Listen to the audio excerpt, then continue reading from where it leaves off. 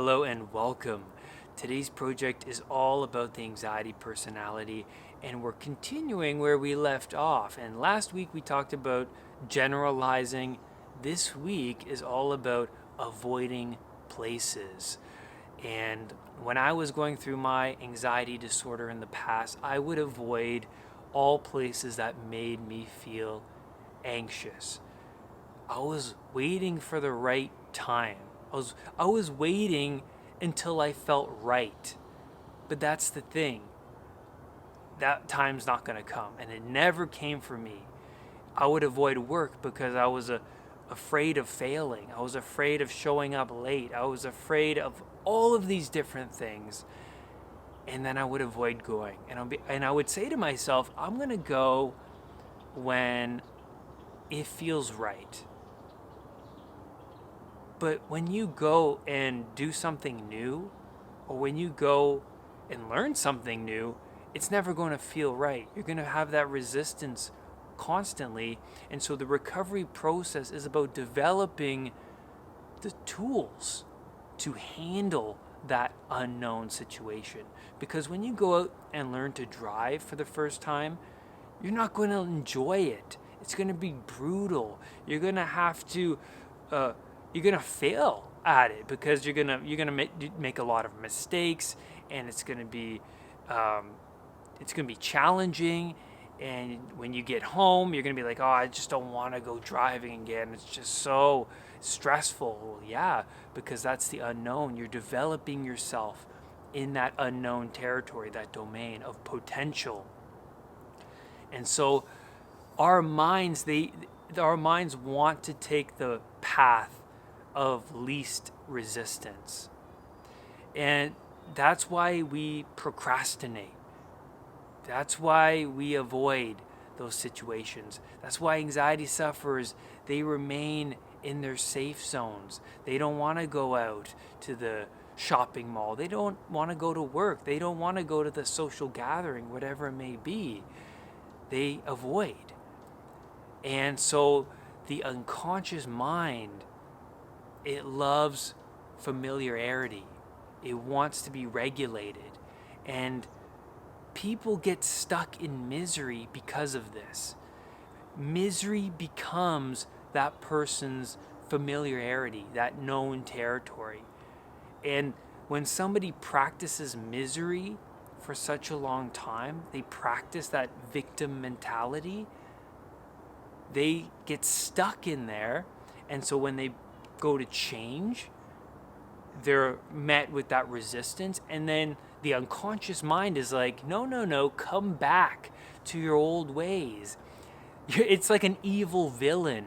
It's bringing you back. No, Brad, come back into your old ways. That's what's most familiar. That's the path of least resistance. But that's the thing. You're not going to find your potential in your safe area. Your potential lies outside of your domain of safety, so to speak, your safe zone. And when you go out and venture off into that unknown territory, that's when you develop yourself. That's when your mind starts to shift, your perspective shifts. You learn and you grow in that domain. And that's the domain of what could be. And if you spend all your time in your safe zone brooding, I just hate my job, I hate, my partner, I hate where I am in life, and your self-respect lowers and lowers and lowers, you're just going to be Cain in the Cain and Abel story. You brood too much, and you just develop this bitterness and resentfulness. And you don't want to go down that path. But Abel, in the Cain and Abel story, what he does is he makes the right sacrifices. He goes out into the domain of the unknown, develops himself properly, and thus God favors him more. But anyways, you have to step out into what's not familiar to you.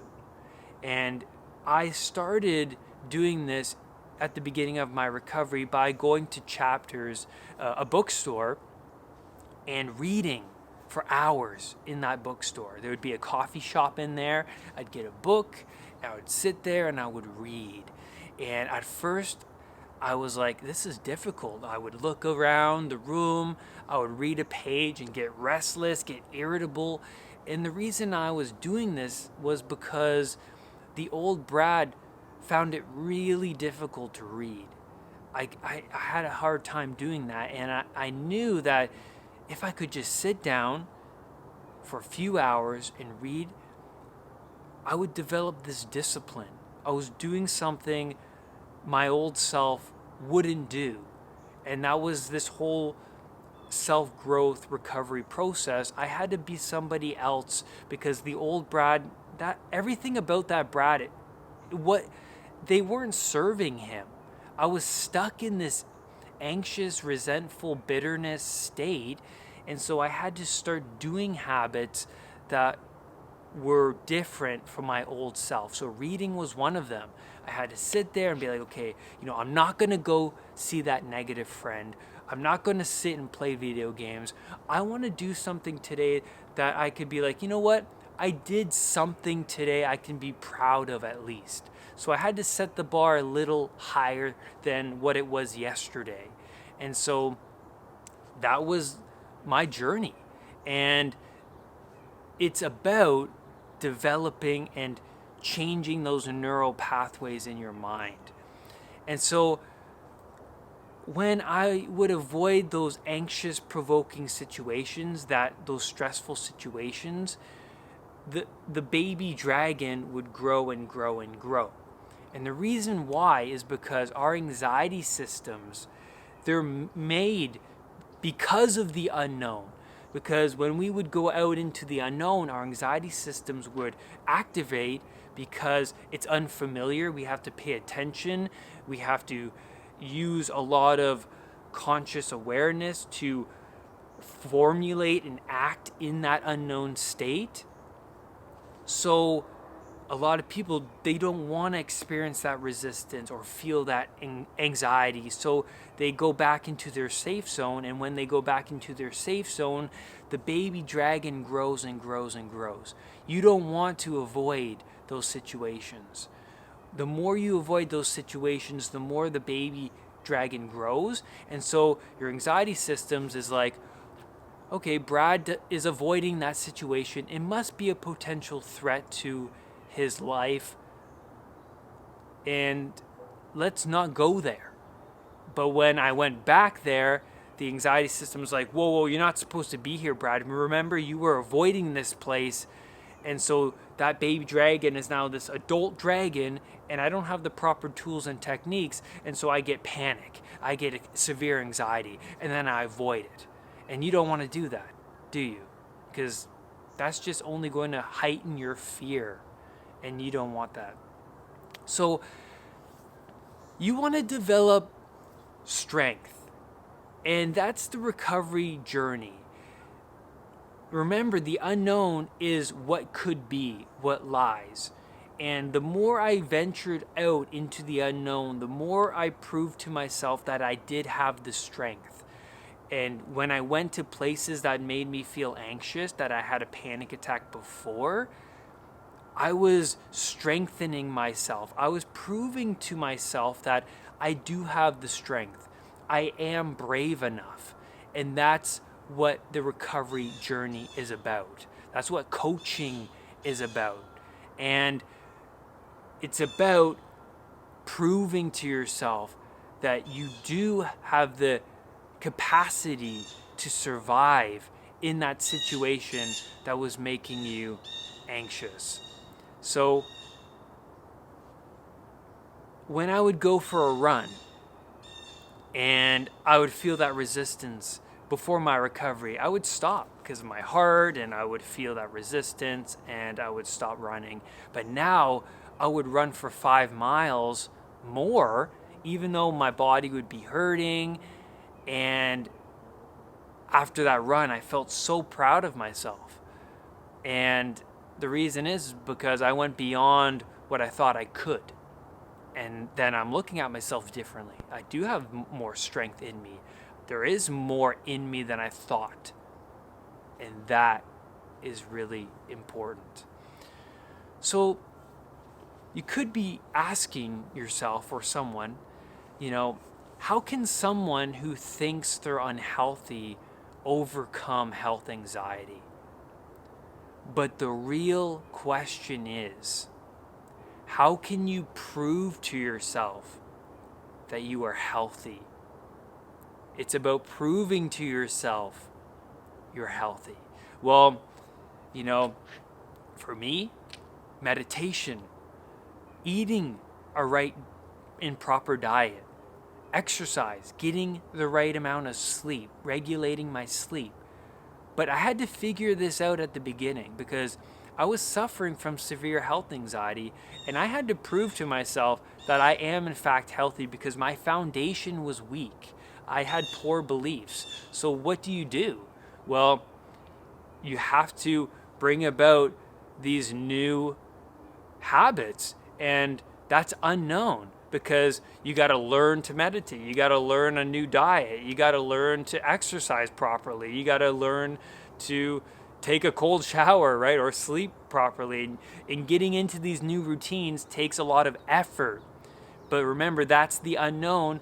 It's a lot of resistance, it's pain, but once you get into those routines and make that unknown into known territory, which means you're regulating those as habits daily,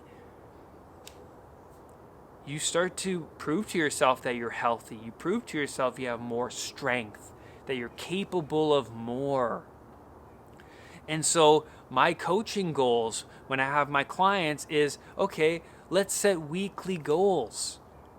Let's prove to your old self that you have more in you than you thought you did.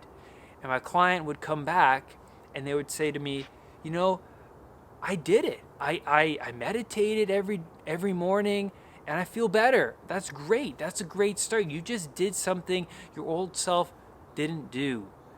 And you're proving to your old self that you have more in you, right? And so lastly, I just want to say this. Do you want to stay where you are? Ask yourself this really important question. If not, if you don't want to stay where you are, if you're not happy where you are, change who you are. Now, if you want to learn more about the anxiety response, the amygdala, check out my podcast number 98. And this podcast talks about the unknown, how to confront what's really stressful, how to confront that panic attack, right? Because we don't want to go back there. We had that panic attack, and it's about bravery. It's about confronting that panic attack. And that's where I'm going to leave you on today's video. Thank you so much for being here with me today. And remember, do not let anxiety define who you are. I will see you on the next video. Bye for now. Remember to hit that subscribe button and that bell so that whenever a new video of mine appears, you will be the first to know. Namaste.